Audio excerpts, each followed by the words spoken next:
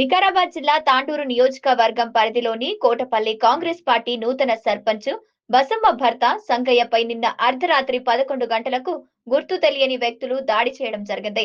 తీవ్ర గాయాల పాలు కావడంతో హుటాహుటిన హైదరాబాద్ లోని ఆసుపత్రికి తరలించారు.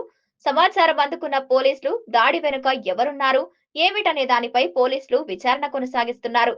జరిగిన సంఘటనపై నిరసన వ్యక్తం చేస్తూ గ్రామస్తులు కోటపల్లి మండల కేంద్రంలోని రోడ్డుపై బైఠాయించి నిరసన చేపట్టారు. దాడికి పాల్పడిన వ్యక్తులను గుర్తించి కఠినంగా శిక్షించాలని డిమాండ్ చేశారు.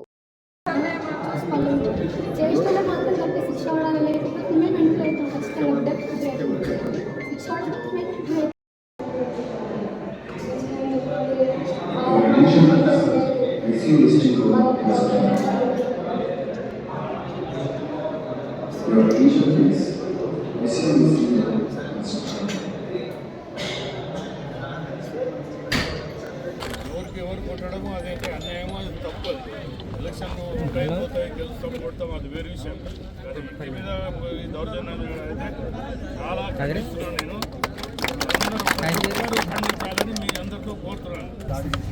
అది మాకు ఆ గల్లీలో చలి ఉండడం వల్ల ఎవరు డోర్లు ఓపెన్ లేవు, ఎవరి నెల వాళ్ళు ఉన్నారు.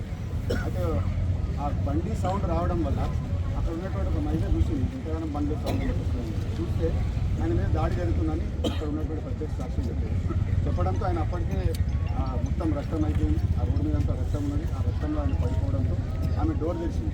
ఆ డోర్ తెచ్చే వరకు వాళ్ళు పారిపోయాక ఈ విషయం మొత్తం మా అందరికి తెలిస్తే మేము అక్కడ గల్లీ పోయినాం. ఆ గల్లీలో ఉన్న వాళ్ళంతా ఈరోజు ప్రజలు ఇచ్చిన తీర్పుకు గౌరవించి ఓటమి గెలిపి సహజం ఇది, కానీ ఇంటి మీదకి పోయి దాడి చేయడం చాలా బాధాకరమైన విషయము.